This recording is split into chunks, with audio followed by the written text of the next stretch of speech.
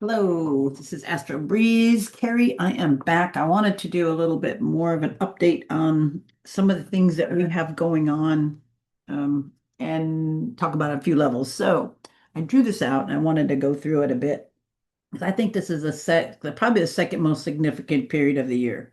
So I'm going to quote a few things and give you some more data on this. So we enter a period dominated by outer planet aspects going exact back from July 15th to the 29th. This would be a really active period. We'll start with the Uranus Neptune sextile, followed by the Uranus Pluto trine, Jupiter Pluto opposition, Jupiter Neptune trine, Jupiter Uranus sextile, and finally the Neptune Pluto sextile. I covered those in the last video. All right, but I wanted you to know a little bit more things. So toward the end of this 2 weeks, Mercury stations direct on the 23rd, which we said, and then there's a powerful full moon that could really act as a trigger for all of these aspects on the 29th. So after February, remember the Saturn-Neptune conjunction that we had, that first one that we've had in Aries in 6,000 years, that one? This is likely to be the most second active or important time of the year. Significant, let's put it that way. So we could expect to see major reversals in financial markets and significant decisions made regarding global affairs at this time. Then we'll move toward a solar eclipse on August 12th at 20 degrees Leo. So since eclipses mark important beginnings and endings, it's possible that this marks a key date for expression of the outer planet activity. And from the final 2 weeks of July, um, in fact, it has maybe like a 2 week orb, so it's kind of in place, and then we can put it all into August as well. So um, from the full moon of July 29th until the lunar eclipse on the 28th. So it's like I got a good month of orb there. The solar eclipse takes place at 20 Leo. And if we look at the path of it, it extends from Western Europe to North America. And it's no surprise that Leo is a prominent sign in the charts of many leaders. And Leo is the ascendant of Donald Trump. I think he's 29 degrees Leo rising. And Leo is also on the midheaven of Vladimir Putin. It's also on the natal moon of President Xi Jinping. Um, his natal moon is in Leo. So is Zelensky's. The bottom of his chart, his IC and his natal moon, Zelensky's natal moon. And what else? Oh yeah, Taiwan's Lang Ching-se has his natal Uranus at 19 Leo.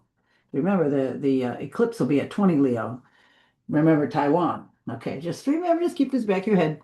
So the eclipse degree will be triggered by transiting Mars on November 3rd, and we will get there in a few months, but just keep these things in the back of your head. So that eclipse degree, right? 20 degrees Leo, Mars is going to go over that degree on November 3rd. So we've got some intense times volatility coming up. All right, so anyway, that could mark that day when Mars goes over, it could release the eclipse's energy. Not everything what happened on when the August eclipse. Usually other factors hitting those degrees later are what triggers them. We'll review this. But anyway, some nations that may be impacted by that eclipse could be France, India, Pakistan, and Bahrain. Um, and then on August 18th, the North Node enters Aquarius. So they're in Aquarius and the South Node in Leo, and will be the next year and a half transiting these signs. There was a lady, what's her name? Louise McWhirter, and she's written some of the early books on financial astrology. And I remember one of the things she said in there was the major or primary trend of business volume and finances clearly pointed out by the 19-year cycle of the North Node as it passes through the 12 signs of the zodiac. When the North Node enters Aquarius, the low point of business activity has been reached. So we're going to be at the bottom. We talked about this several years ago when I was going through Aries, and we said this is the beginning of the time it's going to go to the bottom. This is the beginning of the downward trend. And now we are almost at that bottom part. Okay. So let's see, given that transiting, okay. even though, okay, the North Node enters Aquarius, the low point of business has been reached, even though, given the transiting Jupiter is also in Leo for the next 12 months, from June 2026, it just moved in until like the next July or something like that. So we have two things suggesting that the stock markets are likely to bottom out during this period. Jupiter in Leo is the other one that suggests like overexpended, oh, a correction over the top. So we're going to enter a tense period susceptible to major shocks and disruptions. Definitely from the end of like, well, there's different times, but we're going to zero in on August 28th to September 1st. So that little window incorporates the lunar eclipse. Then we have the Sun square Uranus, Mars square Saturn, and then we're going to have the first of three exact Jupiter-Saturn trines. So the Jupiter-Saturn trine is important to markets as this is a signature, has a high correlation with troughs in the world currency that underpins all markets, the US dollar especially. The trines will be exact on August 30, on the 31st of August this year, April 3rd of 27 next year, and then July 11th of 2027. So we can expect the trough in the US dollar to form roughly in the middle, somewhere around December, plus or minus a month and a half. And the last time we had this signature was May 2008. So that's when we had that last, recession, we should say. So the US dollar did form a trough in March in 2008, and then a loss of confidence in the US dollar. And when that happens, it's usually accompanied by panic in the financial markets. So just keep your ear to that.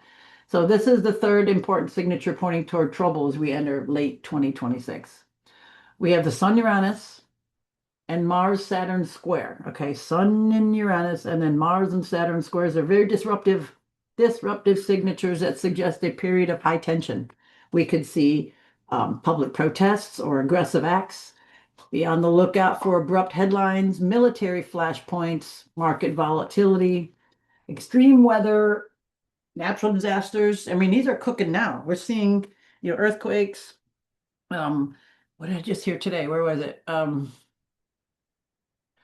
Was it in California? I think it was Stephen Burns. Yeah, I think yesterday he talked about that. Then there was another one today.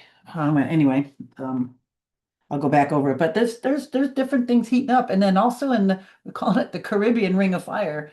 There's I guess it was in the Caribbean. That's what it was. There's like the second one that which is very unusual.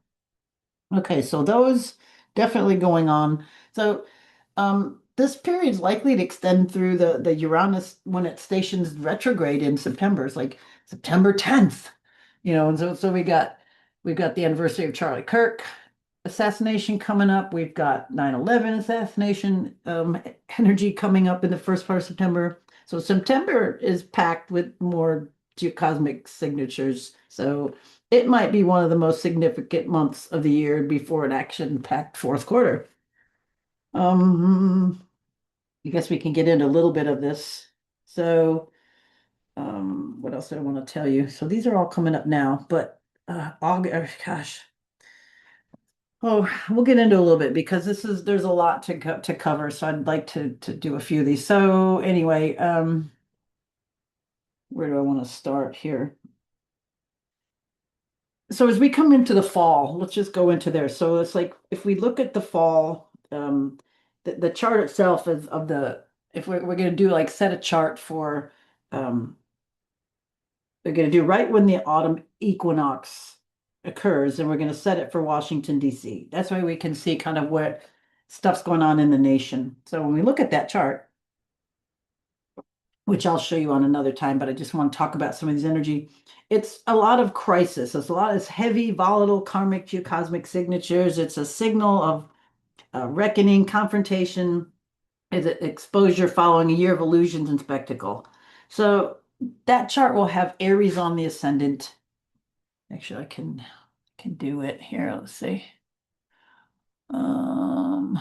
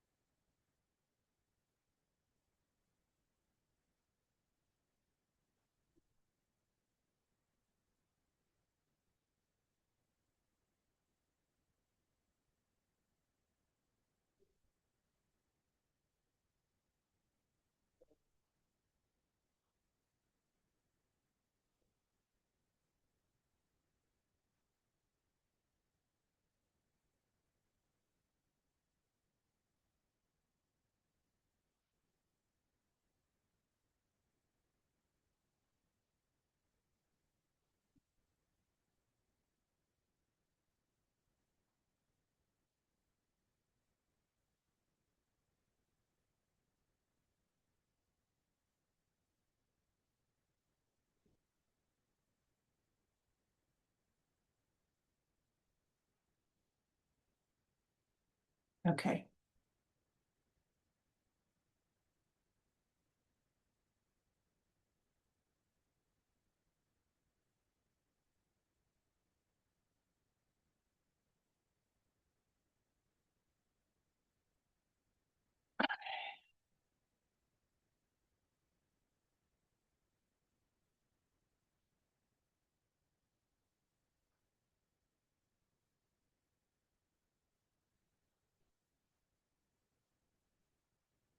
Okay. Here's the chart. This is the chart for September 22nd, 2026 at 8:05 p.m. in Washington, D.C. And we can see we got an Aries rising chart over here. So, okay, so we're kind of, we're approaching the culmination of an Aries cycle here. So suggestive of crisis or consequence from actions taken early or near. Some things might come home to roost. We might really, there might be some real problems with this Iran uh, altercation. Let's put it that way for YouTube. The late degree further hints at exhaustion or battle weariness as the nation enters the quarter already embroiled in issues that can no longer be deferred. Aries rising also places the people and leadership at the forefront. This is an active chart, so it's likely events are likely to erupt rather than unfold gently. And again, we're looking at the fall chart, so we're coming into this time. So this is really important. So being Aries rising, Mars is the rule of the chart, and it's positioned in its fall. Mars in Aries is where it wants to be. Um, so um, and we go look for Mars in the chart, and it's on the bottom, and it's over here at 26 degrees right there. So Mars is in its fall. It wants to be either in Aries or exalted in Capricorn, but it's here in Cancer. So it's not very strong. Okay. So it's in its fall, and it's in an exact square to um, it's an exact aspect from the fourth house. I mean, from there to the first house. So here to here. So we got the ascendant and Mars are forming a square right there. So this is a depleted Mars. This is like a warrior coming home. It's emotional, it's defensive, it's being reactive, it's unstable, it's in its fall, it's not happy. Its strength is compromised. So when we got the the eight ball against you, it's like it becomes erratic and reactive, and it's like, leave me alone, man. It's reactive.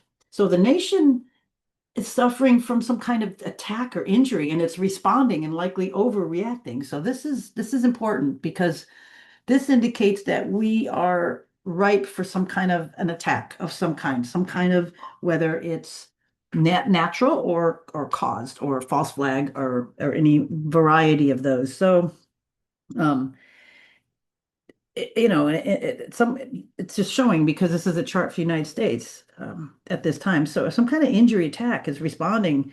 It's overreacting with emotion or anger rather than decisive strategy. This could also signify the misuse of power or retaliatory actions by the leadership. Not a good thing.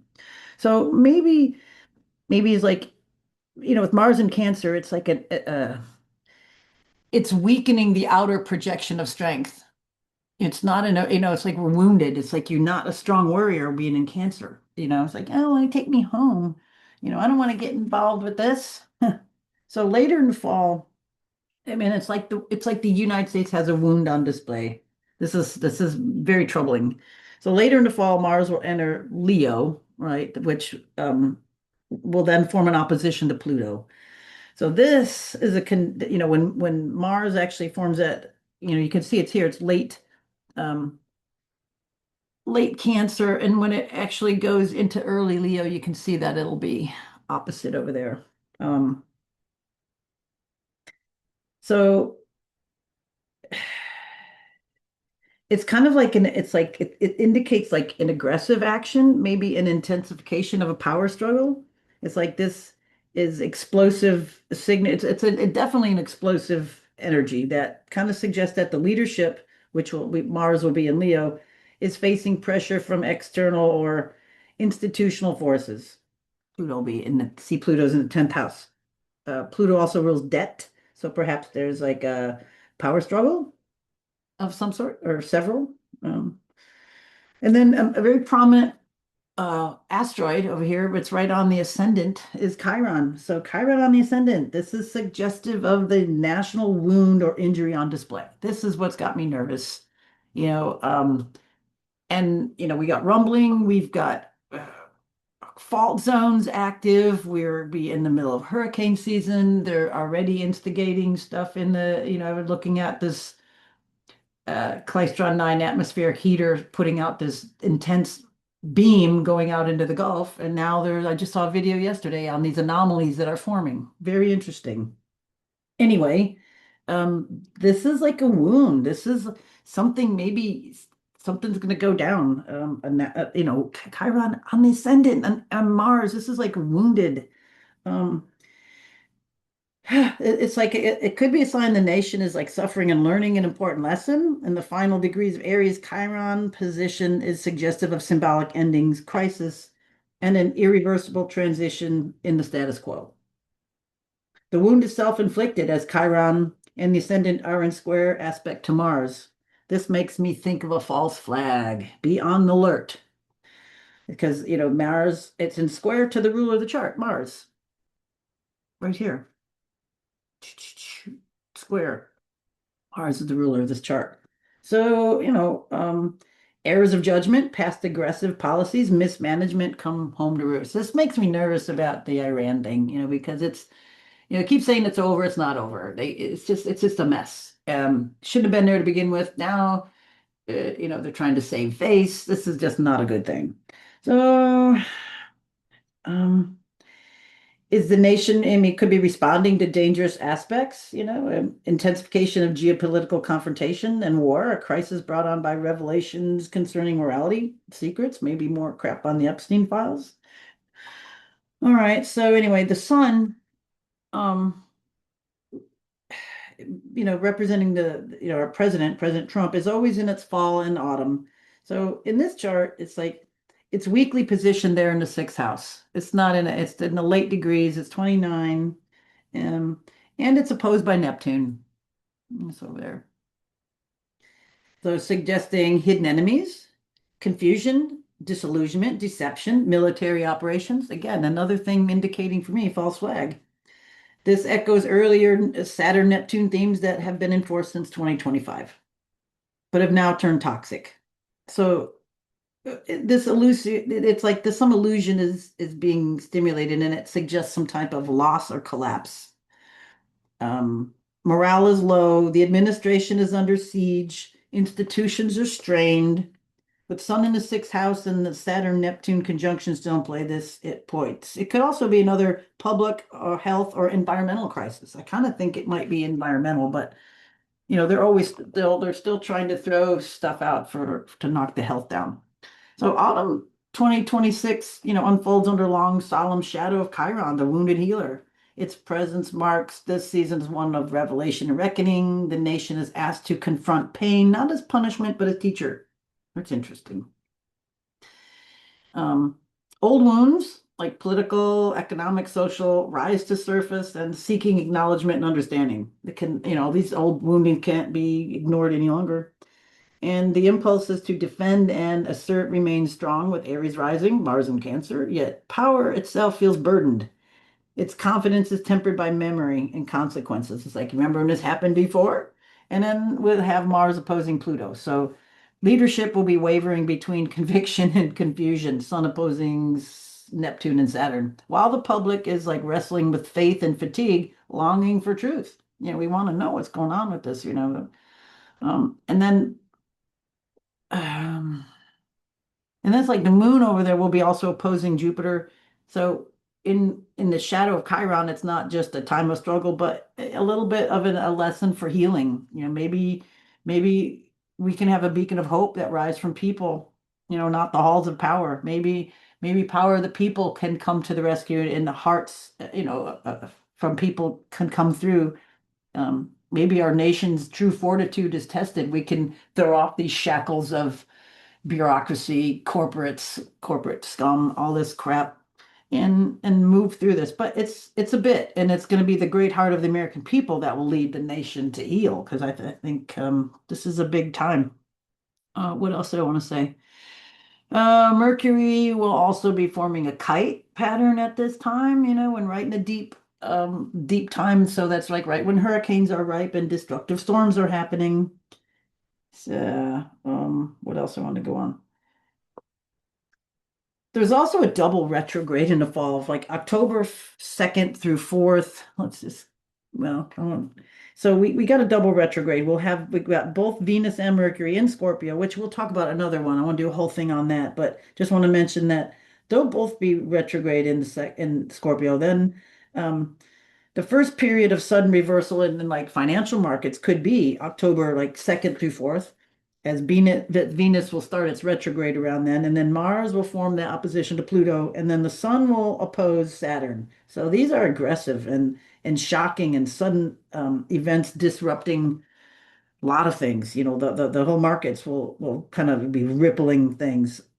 Also, this is in the beginning of October. Also, Pluto, the ruler of Scorpio, is active throughout the next 2 months, October, November, and Pluto stations direct on October 15th. So Venus then will go on to form a square to Pluto as Mercury turns retrograde in Scorpio. All right, so basically it's like a month, traditionally associated with like Halloween and market psychology will be on the edge and prone to fear. So this is going to be uneasiness, might this uneasiness with all of this going on might spill over into geopolitics, make people a little bit jumpy or aggressive, acting very aggressively.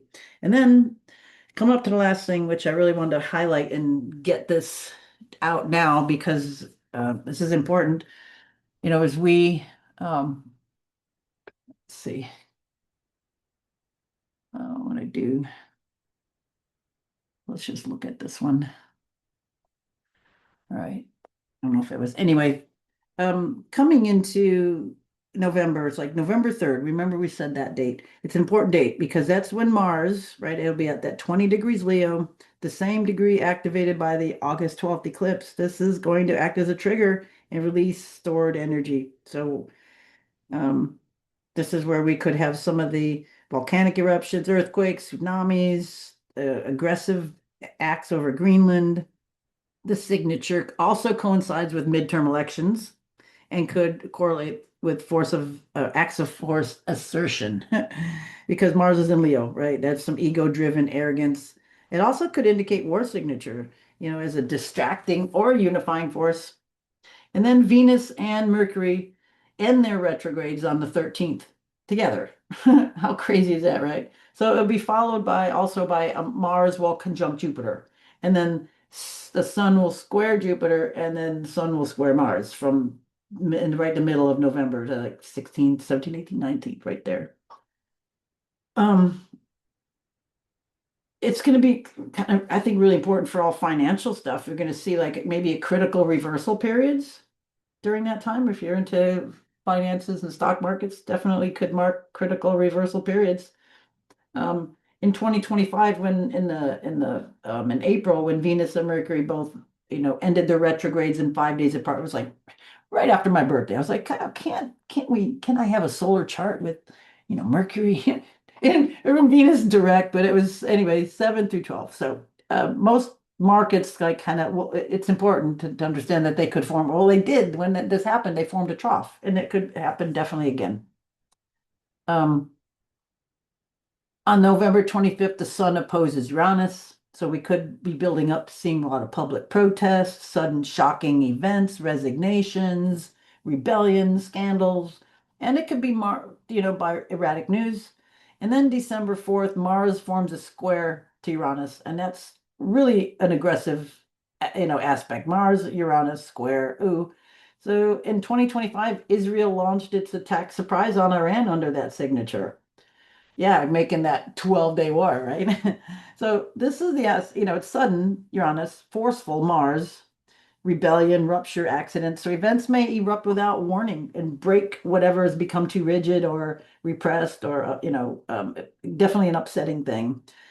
And in astrology, this always coincides with periods of military tension, violent unrest, technological accidents, and explosive political developments. All right, so we'll stop here because the winter, we get into some different things and we really got to see how we finish through the summer and into the fall. But there's just some highly volatile, intense aspects coming up.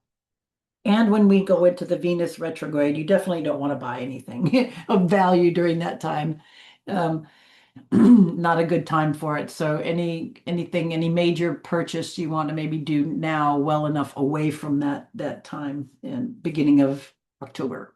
So this is intense, and astrology just pays out. It's like if we understand the future by studying the past, and if it's not the same, it at least rhymes. So anyway, forewarned is forearmed. All right, more to follow. Thanks for listening. Bye for now.